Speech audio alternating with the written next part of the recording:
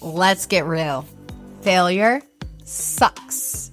Now, I'm not here to sugarcoat it or give you some fluffy little failure is a stepping stone speech. No, I'm talking about that gut punch moment when everything in you screams, what's the fucking point? Why am I even trying? Why do I even care, right? Because today we're going to talk about how that happened to me. Yes, that's right. My brain went full spiraling, dragging me through every insecurity I've ever had. It was that bad, right? But the thing is that there's actually science behind why our brains do this. And more importantly, there's a way to break that science from repeating itself, aka your patterns, right?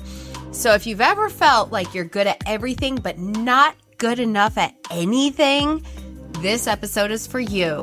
Let's talk about what's really happening in your brain when you fail and how to stop letting it define you. Let's fucking go! Welcome to the carnival. I'm the ringleader now. Won't hear a sound at all. It's out very loose, 6 feet underground. This wasn't a little hiccup. Basically, I straight up got this email today saying that my national coaching assessment was declined. All right. Why? Because I didn't use enough coaching words. Now, coaching, especially for an ICF certification, it's all about guiding the client through their insights, right? Not leading them to conclusions. You're not leading the conversation. It's about saying questions like, what would success look like for you in this moment? How does that resonate with you? What's possible if you shift your approach? These are the kinds of questions you're supposed to ask. But what do? Well, if any of you know me, I dive deep. I go for the root, the pain, the subconscious shit that people don't realize they're avoiding or they're too scared to realize, right? So when my client was lost in this session that I sent in for assessment, she had kids screaming in the background. And of course, I stepped in trying to help her with this, trying to guide her through this, because that's what I do. I bring clarity. But apparently in the coaching world, I wasn't coaching, right? Well, not even apparently. We all know, anybody that knows how coaching goes, right? And it really broke me. I took it so fucking personal, okay? I didn't sit there and calmly say, oh, well, failure is a learning experience, right? Because that's what everybody wants to tell you. You've got this. No, I had a full-blown meltdown in the shower, like ugly crying, okay? I was bawling my eyes out because in that moment, it wasn't just about this one assessment, right? My brain was like, oh, you think this sucks? Let's take a trip down memory lane, Angela. Like sometimes, our brain, we're like, why do you hate us so much, right? So my brain was sitting there and then it starts going on all this stuff, right? It's like, remember when you failed at nursing because you chose to step away and raise your kids? Of course, I wasn't thinking about the fact that I chose to do that so that I could work on my kids and focus on my kids, right? Of course, I didn't do that. Remember every time you were good at something, but not good enough to be the best at it? So, of course, I'm always good, but I'm never good enough. That's what I'm thinking. What's the point of even trying so damn hard when I always feel like I'm just shy of making it, right? What's the fucking point if I'm almost there always at the finish line and never doing it, right? Spiral activated. Boom. Chaos. You're welcome, Angela's brain.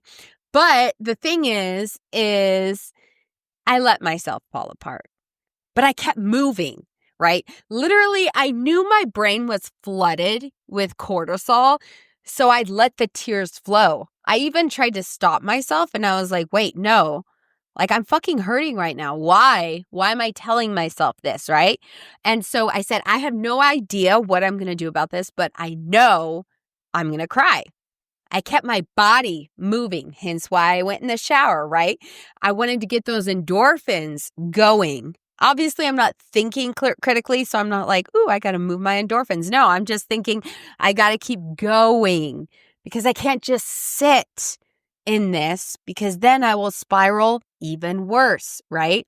And you know, the thing that happened to me is that going through those movements, it gave me just enough clarity to take action. No, not from a place of like suppressing my feelings, but from actually expressing them. So naturally, I did what anybody would do, she said sarcastically. I sat down, I wrote the rawest, most honest email of my life. Okay. I was like, I'm upset. I'm allowed to be fucking upset. I'm frustrated. I know I'm a damn good coach and then I do amazing work, right?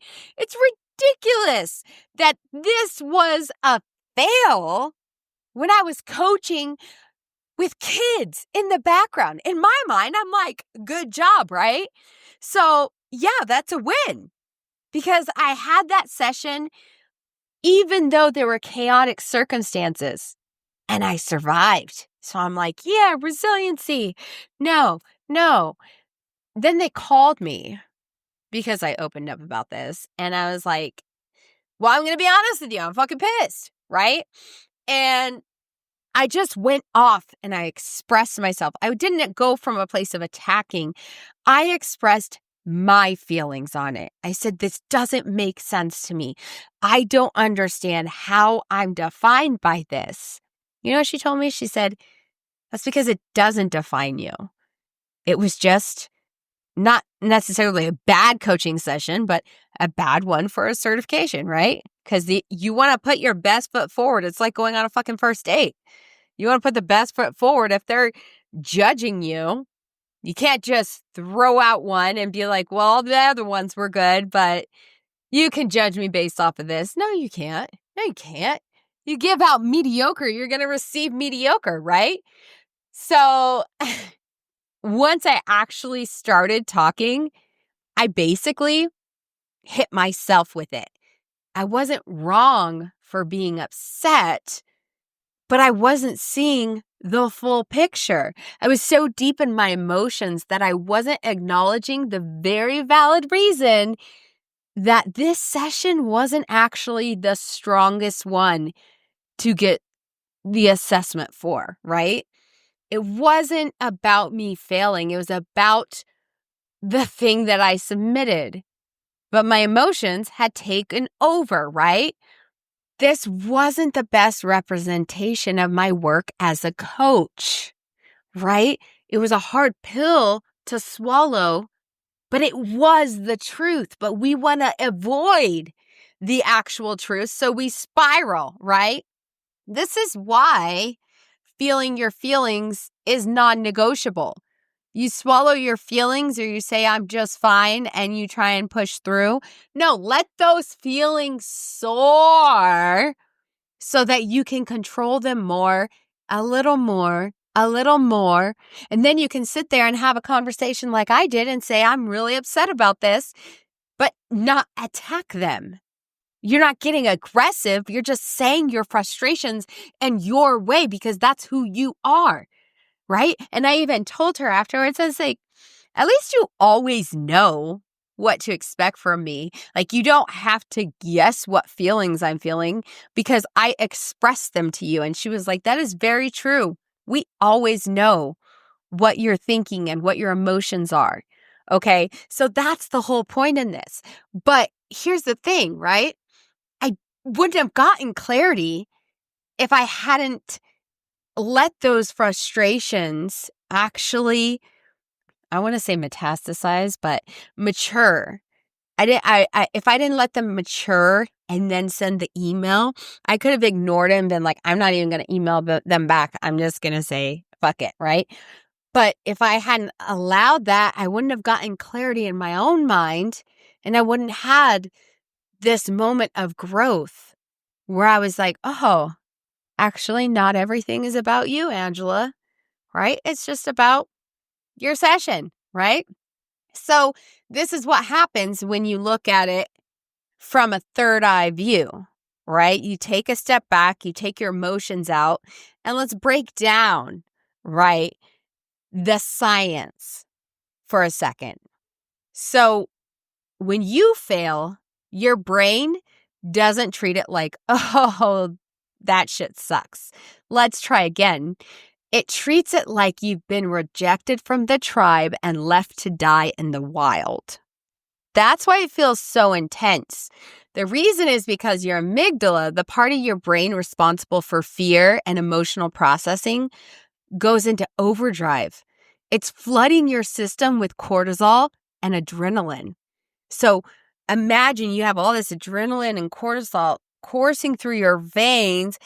And then what happens? Somebody tells you calm down or relax or it's not that serious, right? And then it's going to amp you up more because in your mind, you're like, no, it's fucking serious, right? And then when you start spiraling, what happens is your hippocampus, the part of your brain that stores memories, it literally decides that this moment is important. And if you don't allow it to be important, it will go in deeper. It digs up every other time you failed, thrown it in your face like a highlight reel of self-destruction. You're like, oh, nice reel, right? No, this is me being blown up. Wonderful reel. This is why you don't just think about the test you failed or the assignment you failed or how you failed your child today because you took them to school late, right? You suddenly remember every single time you were rejected, all your mistakes, every moment where you felt like you weren't enough. Now, then you have your prefrontal cortex, the front part of your brain. All right, this is the logical part. This is the part that helps you think and problem solve. It gets hijacked. It's not you can't use it, okay? It's not even invited to the conversation until the emotional storm has calmed down. That's why you don't say, oh, well, I'll try again, right? And then you spiral out of control. You question everything. And before you know it, you've rewritten your entire life story around all the failures when 20 minutes ago it wasn't a failure. Right? Now everything's a failure. Or you're thinking you're succeeding at so much stuff and then one thing happens and all of a sudden all those things that were just circumstance or happenings become the worst case scenario. That's why you have to let the emotions move through you before you can process them rationally. And the more that you suppress them, the worse it gets. Okay? It doesn't work. You can't just ignore them. It's like a kid that's screaming at you and you're like, oh no, you're fine. You're fine. You're fine. And then they're like, ah! And you're like, oh my God, why won't my kids be good? Right? It doesn't work that way. You sit there and you could sit there and look at your child and say, oh, you want me to kiss your boo-boo? Fine. Right? But if you don't kiss that boo-boo, if you don't acknowledge their feelings, shit show. Right? You let them feel them.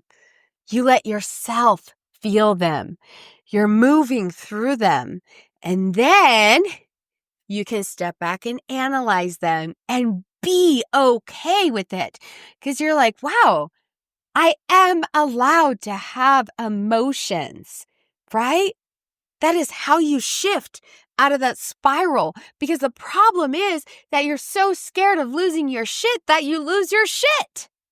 So this is how you rewire your brain. And I'm actually going to have an entire series on rewiring your brain because the neural pathways are so fascinating. It takes weeks to build, and it's the reason why you have so many issues in your patterns. So stay tuned with that because it's going to be a 5-podcast series. I'll be having it in the next few weeks. So stay tuned.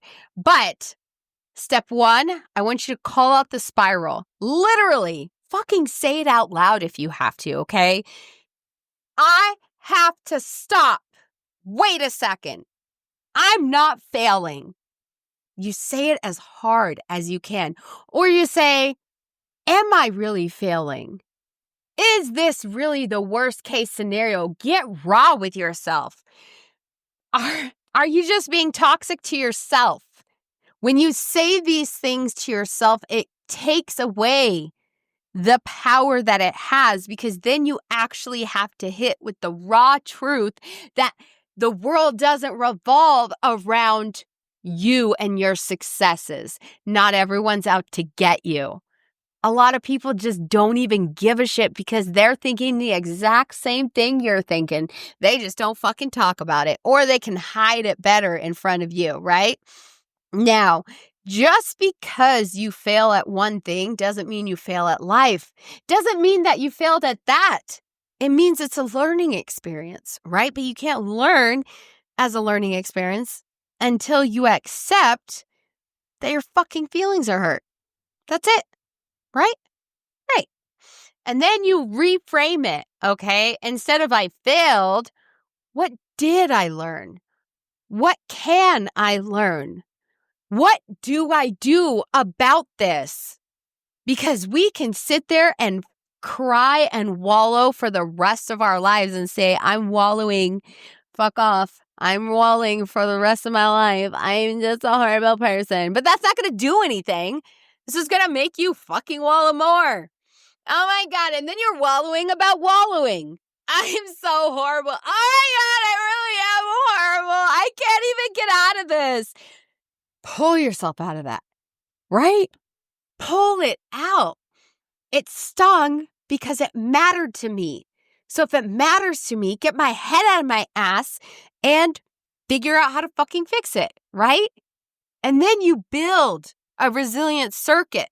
So that's when we have the neural pathways. They get stronger with repetition. So they're either going to get stronger with repetition with you being a whiny person and just blaming the whole world and eating Ben and Jerry's, or that is going to be your opportunity for growth, because you're going to start doing the uncomfortable things so that the uncomfortable things are comfortable as fuck and you can have way more confidence, right?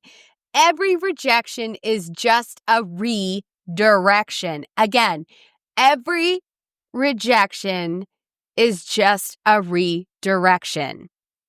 You don't just think differently. You train your brain to respond differently. And then take the next step, even if it doesn't make sense, even if you have no idea where your step is going to land. Your brain wants to keep you safe by avoiding failure. But if you stop trying, you're reinforcing fear. And then you're afraid of everything. You guys remember Monk, the detective? I mean, come on. Once you start believing it, it becomes your new reality. Do you really want fear to be your new reality? I want resilience to be my new reality, even though I'm tired, even though I'm exhausted. Sometimes the greatest things, oftentimes, almost every time, the greatest things are the things that you have to work your ass off. Okay? The only way to prove failure wrong is to keep moving forward, especially when you don't feel like it. Most importantly, and the thing is that neuroscience even backs it up. Studies show that failure activates the same parts of the brain that are responsible for learning and growth. In other words, every time you fail, your brain is rewiring itself to get better. So here's another fun fact. We got 2 more. Successful people fail more, not less. Michael Jordan got cut from high school basketball team. Oprah got fired from her first TV show. The difference between people who stay stuck and people who break through is that they use that failure as fuel and move forward. That is the real shift. That is the real difference. And that is the difference between fear and resiliency. All right. The only people who never fail are the ones who never take risks. And I don't know about you, but I'd rather fail 1,000 times than live a life where I never even tried. So, here's the truth. Failure sucks, but if you let yourself actually feel the frustration, sit in the discomfort, and then step back and see the lesson, you fucking win every single damn time. So what's the failure that's been holding you back? What's the one thing that made you feel like you're not enough? I challenge you to call out that lie. Say it fucking out loud. I don't even care if you're in the grocery store. And then I want you to take one step forward. Just do it. Nike says it. I believe it. Fucking do it. Because failure is not a dead end. It's the proving ground for who you're meant to be. Who you're meant to be. And if you're serious, if you're truly serious about rewiring your brain to stop repeating the same patterns in your relationships, your career, your life, I want you to hit me up because I have my 8-week real and raw relationships reset. This is where we stop settling and start building real confidence and connection because you have that real confidence and connection within yourself. You don't get to the next level without failing. You don't grow without struggling. So the real question is, are you willing to fail forward? Or are you gonna let your brain keep you stuck in the same old story? I know what I'm doing, but if you want to keep doing it, then don't forget to like, subscribe, follow me, Instagram, Facebook, all the things. And you guys have a wonderful rest of your day. Go ahead and check out realrawrelationships.com.